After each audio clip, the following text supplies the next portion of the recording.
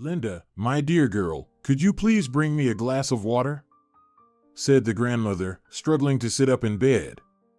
"Sure, Grandma, of course," the granddaughter rushed over. "Are you feeling bad again?"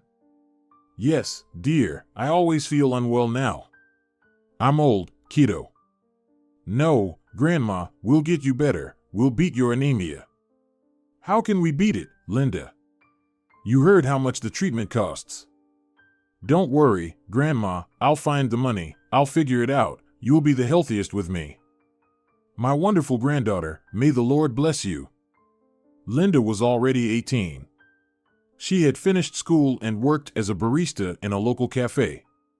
She hadn't thought about further education yet. There was no time for that. The girl didn't know her parents.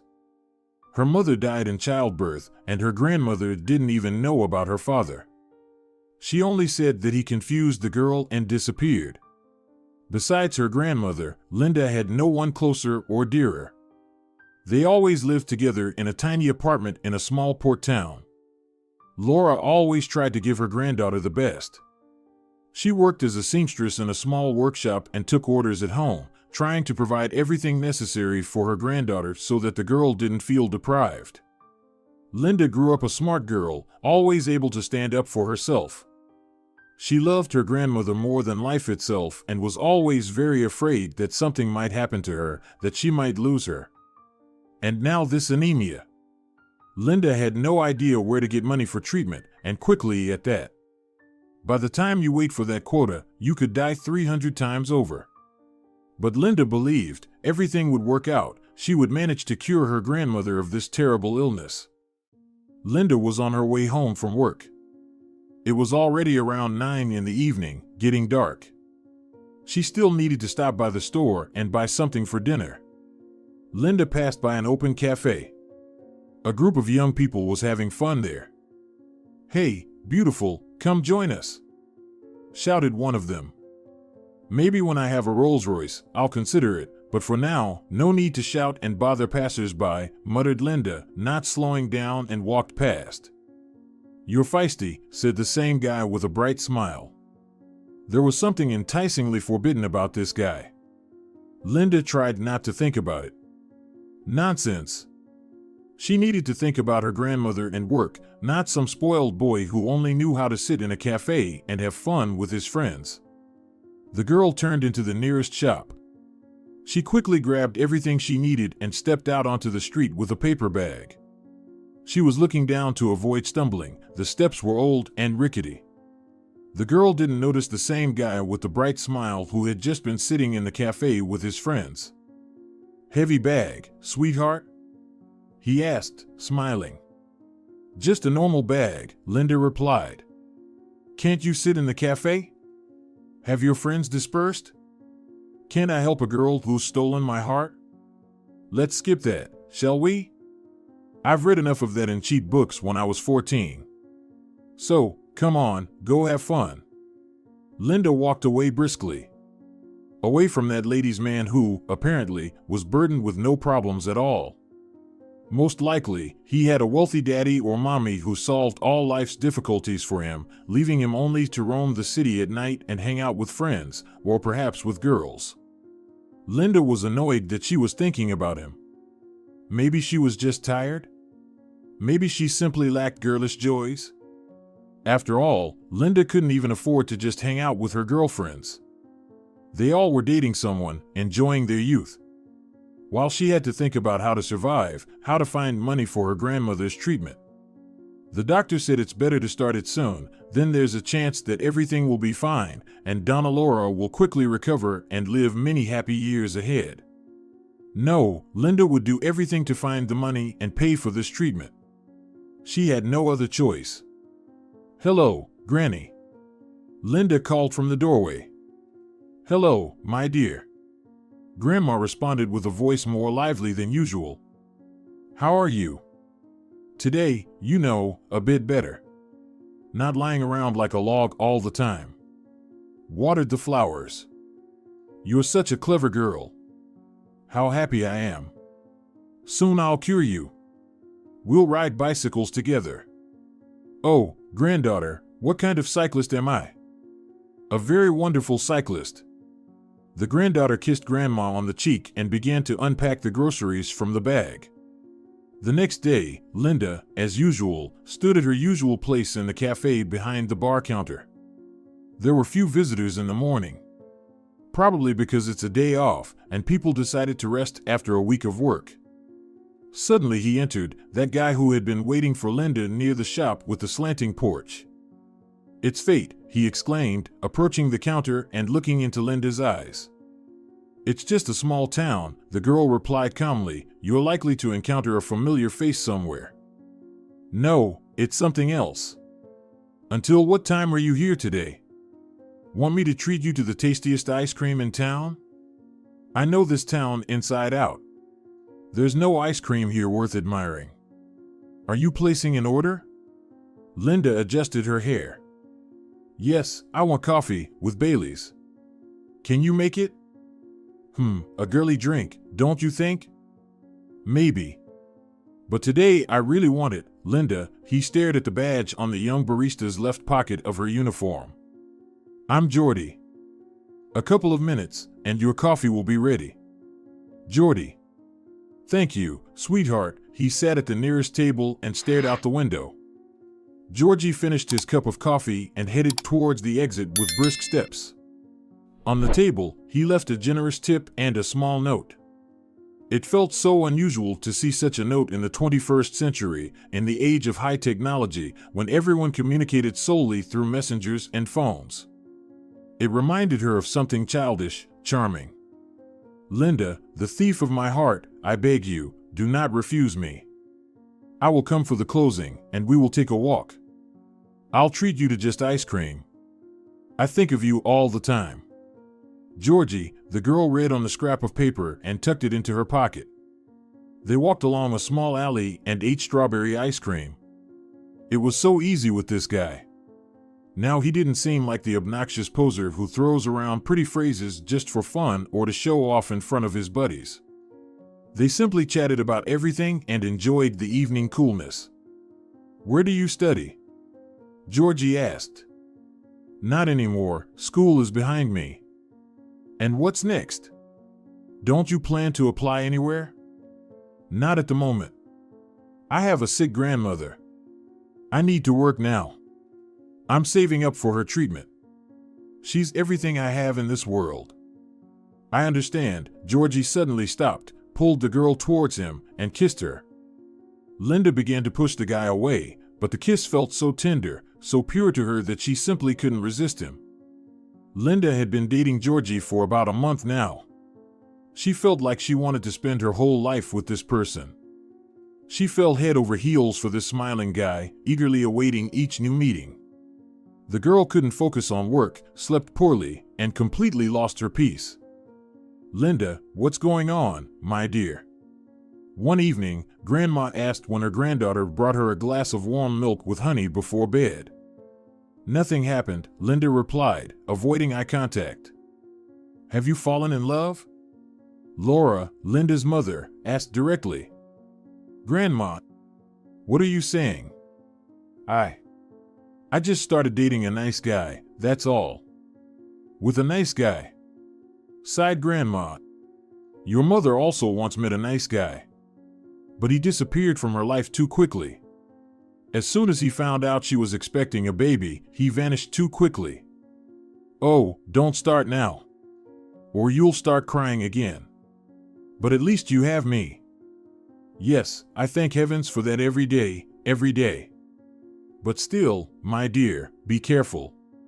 Watch out that this nice guy of yours doesn't hurt you. You know, it's very easy to deceive an 18-year-old girl, believe me, old lady." "Grandma, you're not an old lady at all." "I'll be careful, I promise." Linda kissed her grandmother on the forehead and turned off the lamp. "Why does the coffee smell so bad, Ramon?"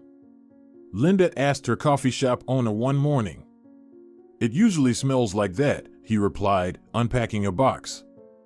"I'm telling you, it smells like sour milk or something. Did you change suppliers?" "No, I haven't changed anything." "Are your hormones acting up or something?" My hormones are just fine, the girl pouted and started wiping the cups. The whole day Linda felt strange. Either she had eaten something wrong, or she caught a virus. Her head was pounding, and her stomach was churning. A terrible condition. At night, Linda couldn't sleep. She pushed away bad thoughts. No, this can't be true. But the delay that had occurred spoke more eloquently than any words. The girl decided to put an end to these doubts. She barely waited for morning and hurriedly dashed to the pharmacy. Fortunately, she had the day off that day. She tried to take on more shifts, so weekends were a real luxury. Yes. Linda saw a little red cross that almost instantly appeared on the test display. Holy Virgin Mary, no. Not this. Not now, muttered Linda, sitting on the edge of the bathtub. She had hoped that everything in her life would work out. Georgie came from a good family, he had money, he could help with treatment for Grandma.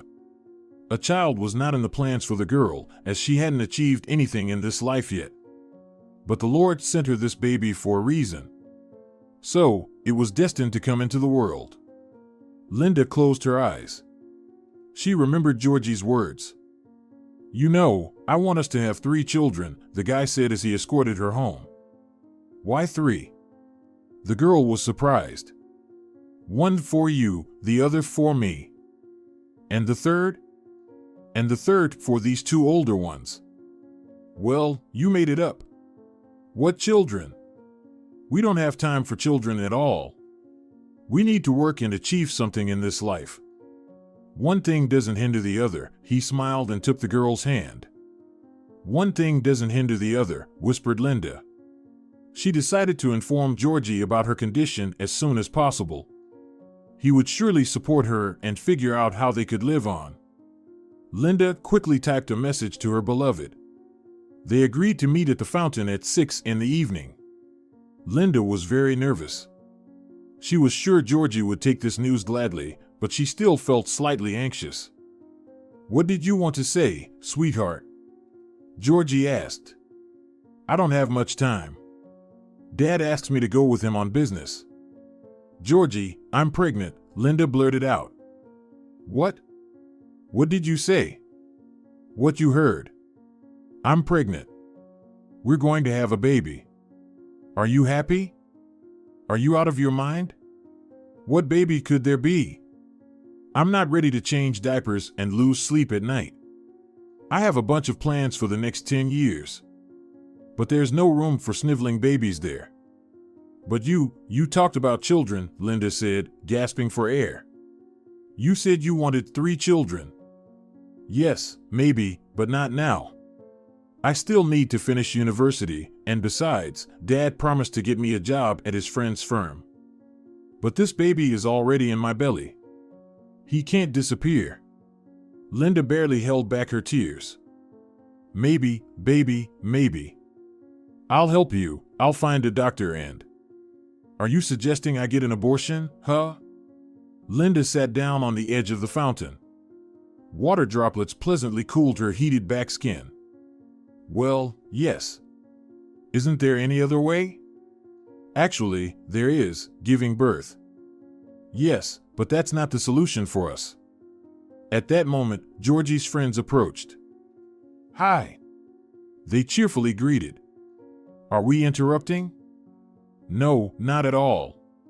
Just Linda got a little carried away playing future mommy. Right, sweetheart? He turned to Linda. She was silent, tears choking her, but the girl tried not to burst into tears right here and now. You know, sweetheart, you're really beautiful, and you're just amazing in bed, but I'm not ready for all this vanilla stuff like marriage and having a child. So let's part ways nicely, without unnecessary drama. If you need help with a doctor, you know how to find me. And then Georgie simply turned around and strode off with his buddies towards his house. Linda sat there, tears streaming down her cheeks endlessly.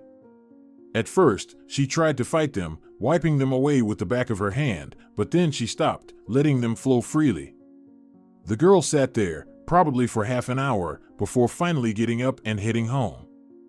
She didn't want to go home. her grandmother would surely notice that she had been crying, and then hiding the truth from her would be impossible. So Linda turned onto her favorite alley, one that was wild and abandoned. There were usually few people there, and she could enjoy the silence. Linda sat down on an old, peeling bench. What the hell? A voice came from right next to her. That darn squirrel ran away again.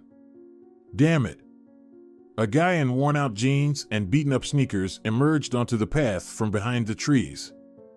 Wow. This is a stroke of luck. The guy stared at Linda, then started clicking his camera incessantly. What are you doing? Linda angrily muttered, covering her face with her hand. Just walk past, you half-baked photographer. You'd better buy yourself new sneakers instead of wearing these beat-up ones. Or did you spend all your money on this fancy gadget? You're such a mean girl.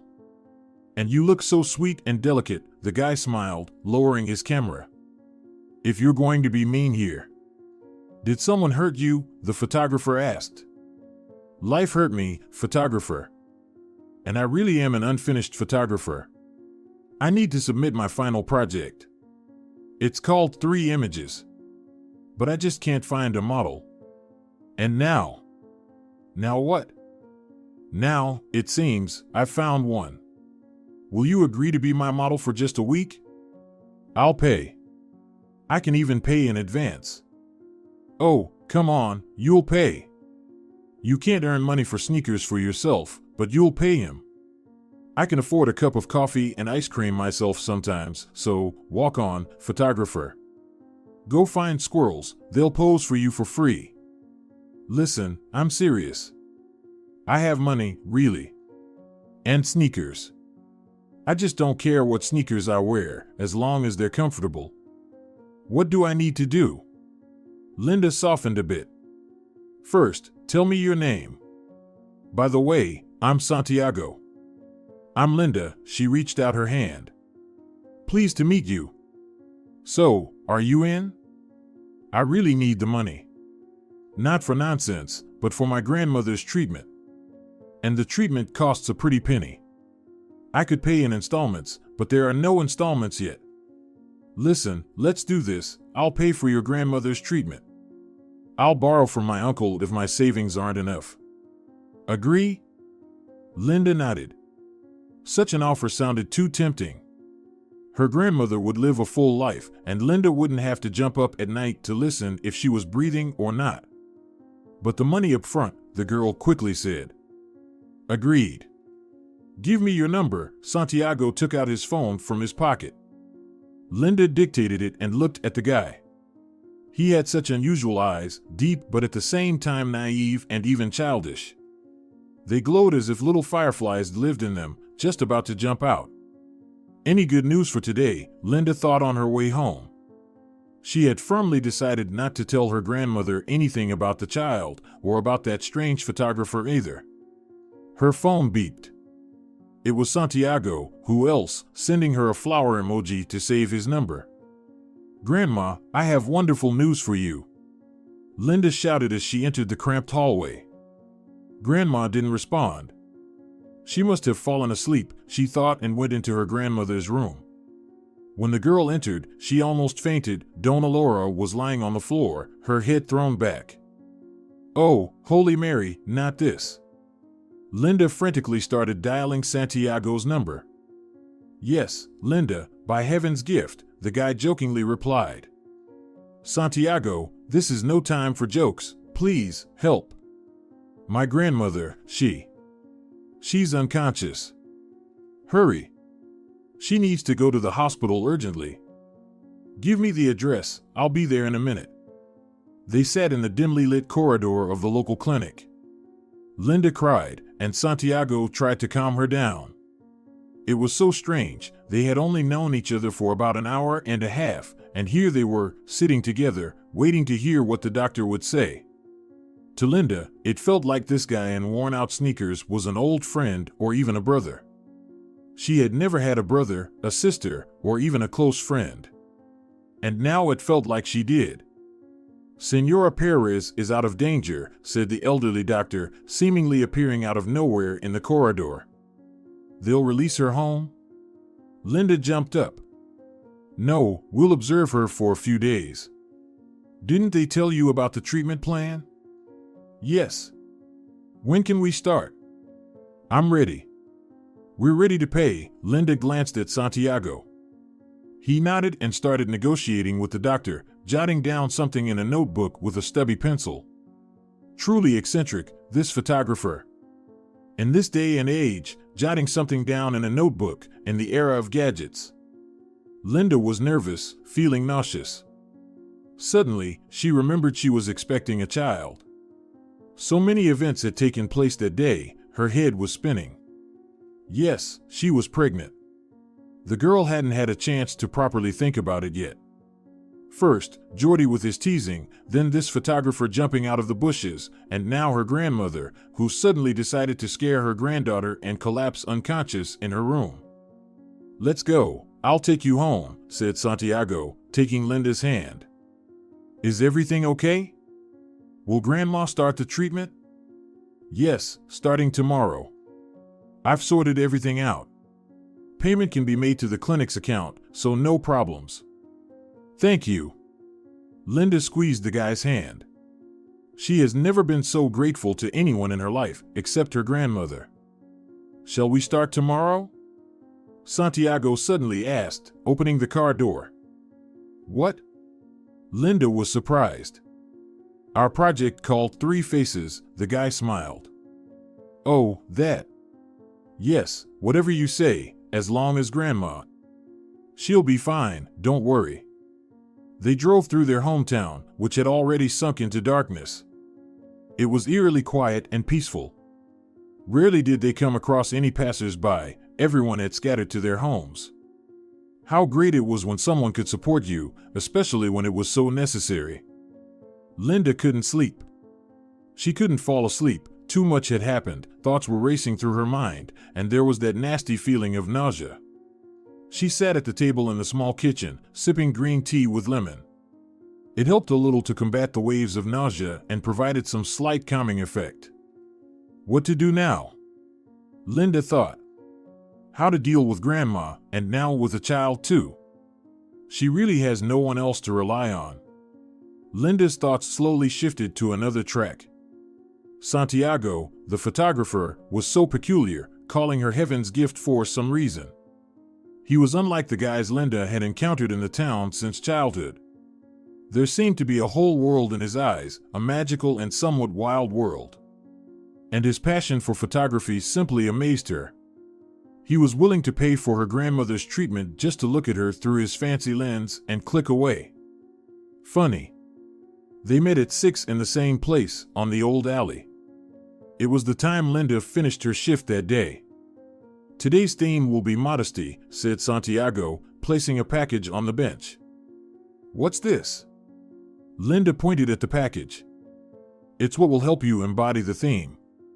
Scarves, blankets, basically everything you need. I've prepared well. We will make this project happen. The best agencies will collaborate with me. Santiago dreamily looked up at the sky. You're dreaming big, aren't you? Linda chuckled. Instead of just going to work, here you are with your camera, chasing girls, and bringing along a bag of mysterious stuff. That's because I want this to be my job. My uncle pushed me into law school, but I couldn't last 2 years, I left. It's not for me, all those laws, articles. Mine is the sky covered in feathery clouds, the sun setting, burning like a spark in the thickening blue of the sky, and a girl with eyes the color of moss, living on the bark of a tree. My eyes are just ordinary, some moss came up with that. All right, tell me, what do I need to do? Linda threw her bag on the bench. Here, take this scarf and drape it over your head. He handed the girl a snowy silk scarf. Do you want to turn me into a nun? Linda scoffed. No, just a very modest girl. It's just an image. I'm not asking you to become one, although that's impossible. Linda threw the scarf over her dark hair and looked at the guy. Yes. That's it. Look at that tree. No, not into the lens, at that tree. There, genius. The Virgin Mary. What eyes! I could gaze into them for eternity. Lower your left hand a bit. Left. Yes, like that. Just fabulous. And so it went on for about 2 hours until it was completely dark. Santiago, from a regular guy in worn-out jeans and scuffed sneakers, turned into some sort of incomprehensible creature. He squatted down, jumped onto the bench, and clicked away with his big camera. At first, Linda thought it was nonsense, but after a while, she herself became immersed in this world, as if being infected by the photographer's madness. Now she wanted to strike a pose that, as she thought, suited the moment best. "You're a fantastic model," praised Santiago. "You seem to just know what to do," he added, lowering the camera and looking at Linda. "You know, I need some photos at sunrise. Can we arrange that?" Linda shrugged and wearily sat down on the bench.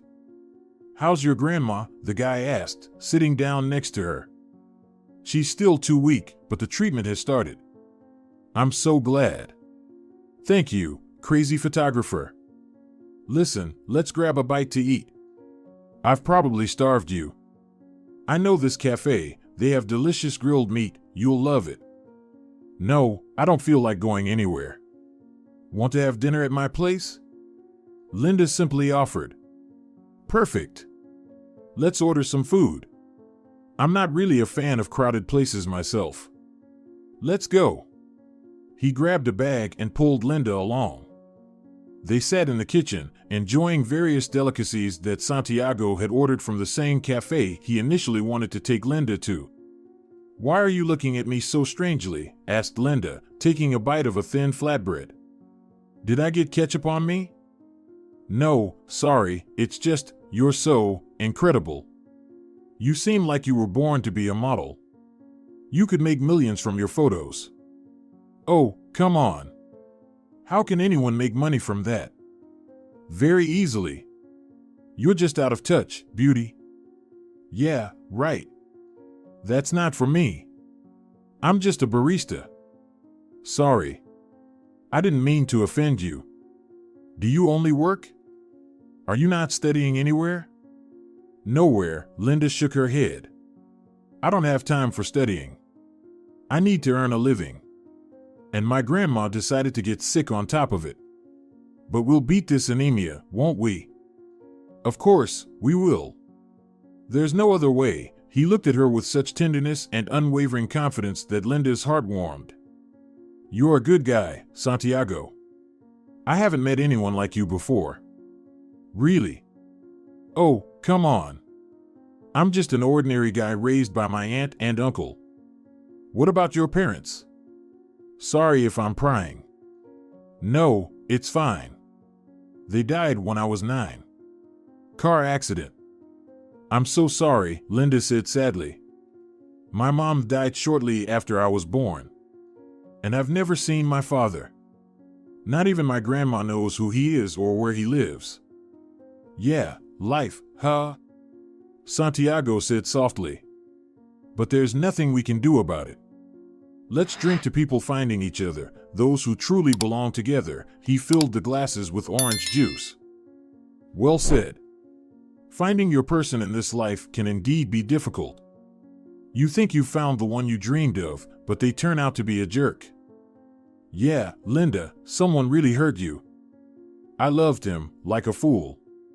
I thought I found a decent guy, with whom I'd have a good family. He promised me, we'll go there, and we'll have kids, and a house with a pool, but in reality..." Linda took a sip from her glass. "And in reality?" Santiago looked at her attentively and very seriously. "In reality, he offered to help with money for an abortion and then ditched me to go drink with his buddies. I was just another fling for him, a girl to have fun with, that's all." Linda lowered her gaze. Her dark, thick lashes fluttered slightly. "And you agreed?" Santiago asked quietly. "Sorry for prying into your personal business." "What?"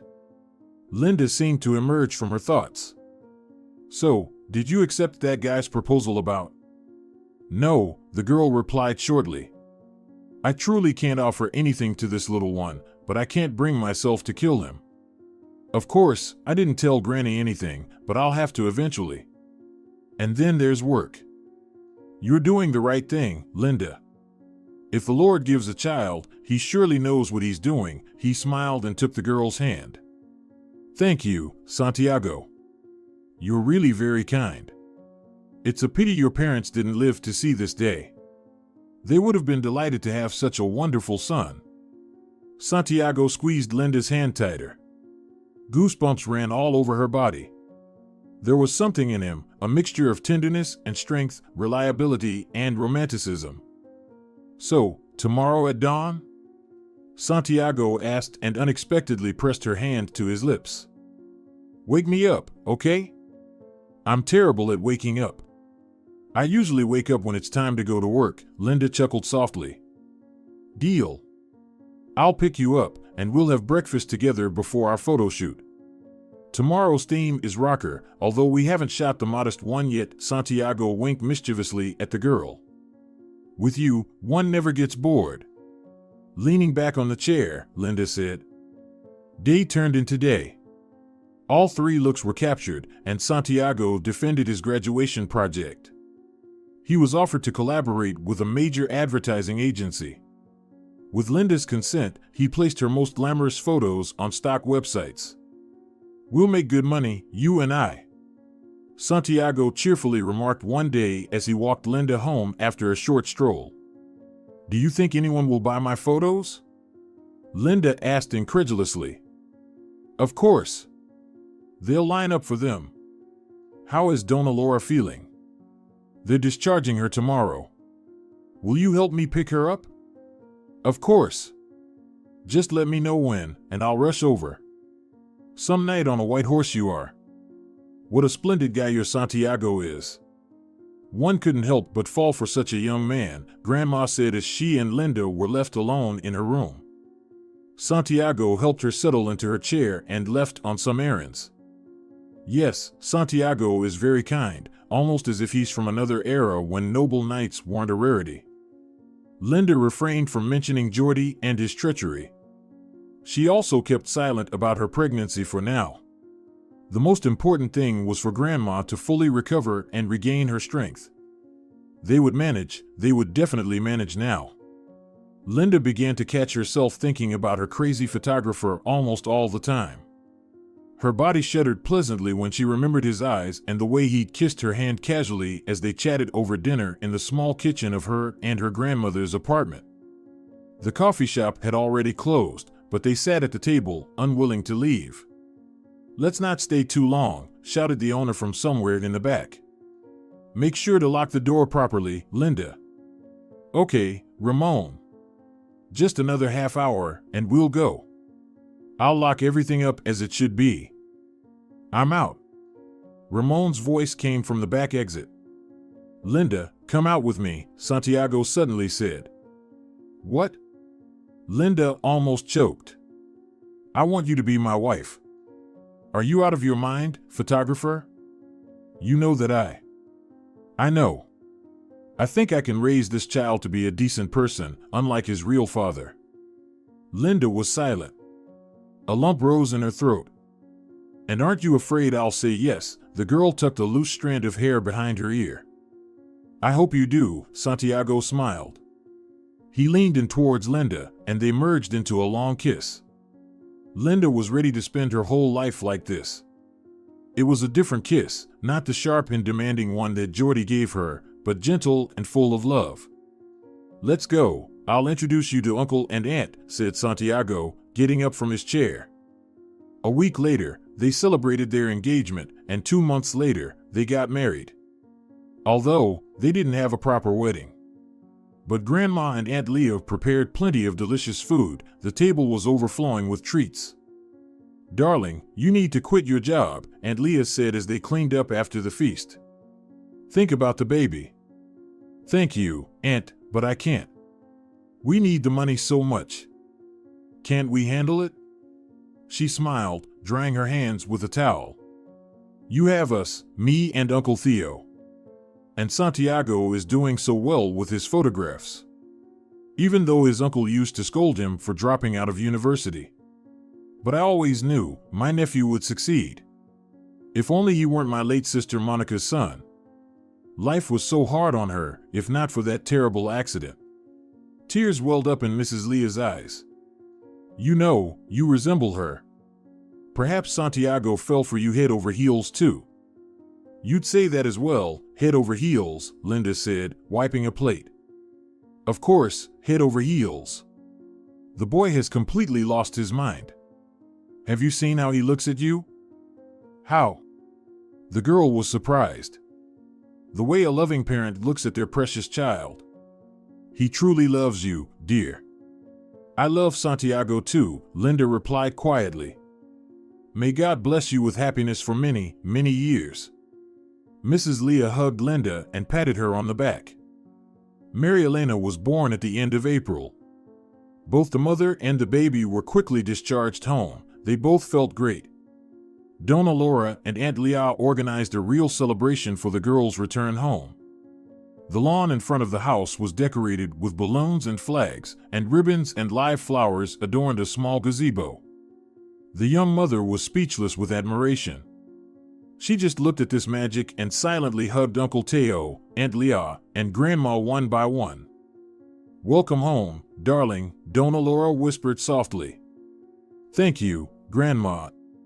How have you been without me? Fine, very well. Leah treats me like her own mother, and so does Teo. We are a real close-knit family. Yes, that's true. Just don't make me cry, or I'll start crying too, Linda stroked her grandmother's cheek. I won't, my dear, I won't. Let me meet my granddaughter. Uncle Teo exclaimed. Where is this beauty? She takes after her mother. Don't shout, Teo, Aunt Leah said reproachfully. You'll wake up Mary Elena. It's better if Linda and I go to the nursery and put the baby in her wonderful crib. She glanced at the young mother, who stood next to Uncle Teo, and smiled. Finally, I'm home, Linda thought, as the plane landed at the airport of her hometown. She was flying from the capital, where her husband had business. Santiago was delayed a bit, so Linda was returning home alone. The spouses didn't want to move from their hometown, so they often had to fly to the capital and back. They jokingly called themselves migratory birds. Although it was comfortable to fly in the business class compartment, they still wanted to get in the air as soon as possible, and they also wanted to see their relatives. It was time to leave the airplane cabin. And suddenly Linda saw him. Yes, it was Geordie. Only he was being pushed in a wheelchair by some elderly man. The guy had changed a lot. He had become thinner and somehow his face looked gaunt. Their eyes met. Linda read in the gaze of the unsuccessful father of her daughter the longing and pain. Hello, Linda said softly. Hello, beauty, Geordie replied and tried to smile, but he didn't succeed very well. Linda waited for Uncle Teo to pick her up. Rick, wait a minute, Geordie said to his companion. I'll exchange a few words with this girl. Okay, replied the man who was pushing the wheelchair ahead of him and stepped aside. You've become completely different, Geordie began. So elegant, and success seems to radiate from you. I just met a wonderful person, Geordie. If it weren't for you back then, I might never have met Santiago. Who is this Santiago? A photographer, a very good photographer, Linda simply replied. And, the child, did you solve that problem without me? You still don't understand, Geordie. A child is not a problem, but a heavenly gift. Mary Elena is already 5 years old. She's smart and beautiful. She dances and sings very well. And you? What do you do? I recently became a child psychologist. I've already been invited to a children's development center in our city.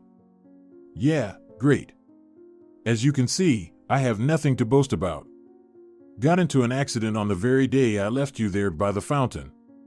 Had quite a blast that evening with my buddies, and then, like an idiot, got on my bike. Well, I crashed into a truck.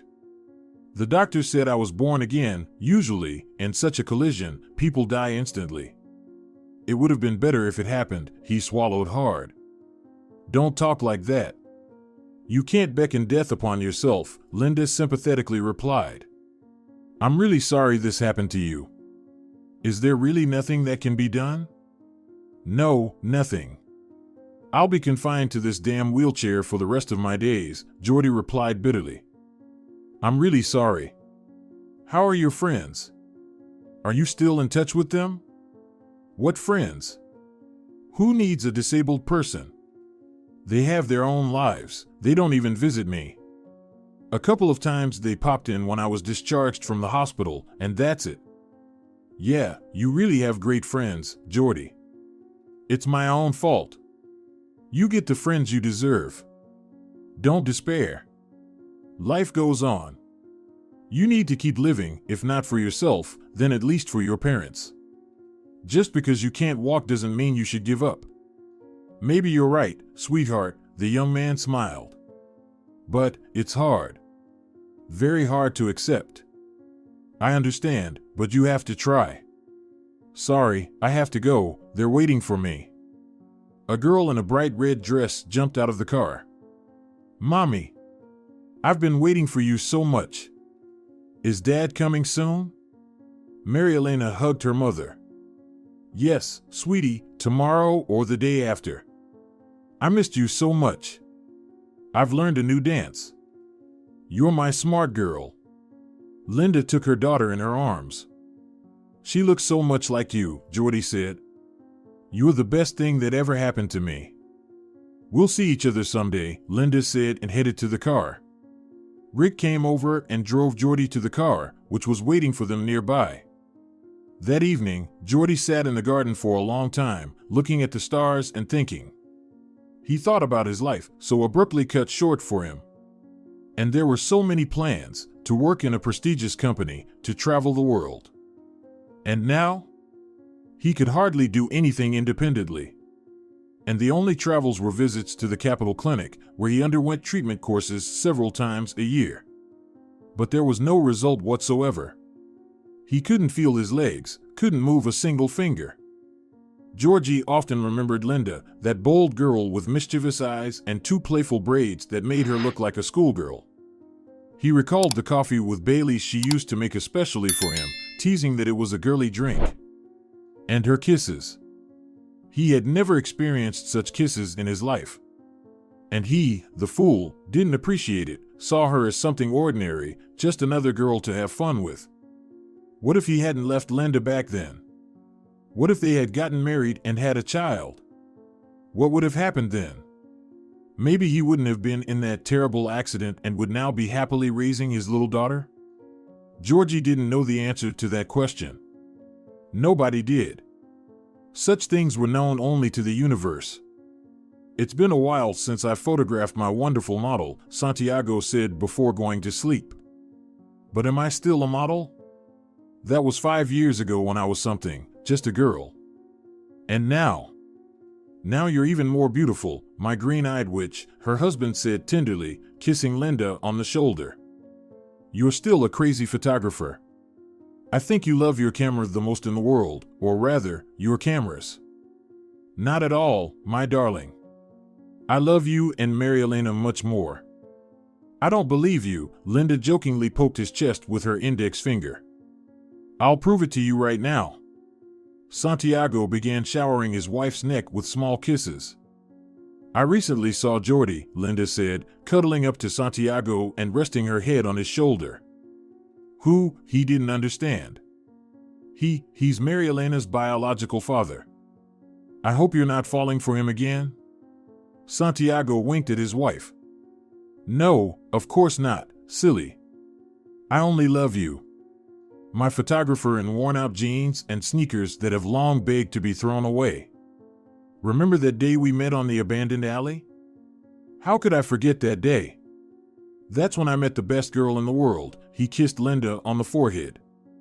And then he got me, and then got drunk with his buddies, got on his bike, and crashed into a truck. Horrible. He was quickly punished by heaven, Santiago said slowly. God loves you very much, my green-eyed fairy. You know, I feel sorry for him.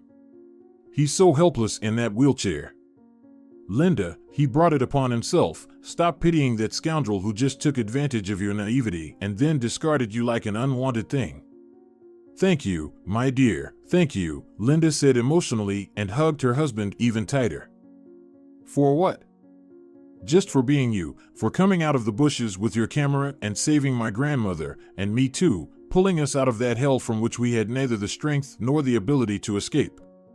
Linda, my girl, what are you saying?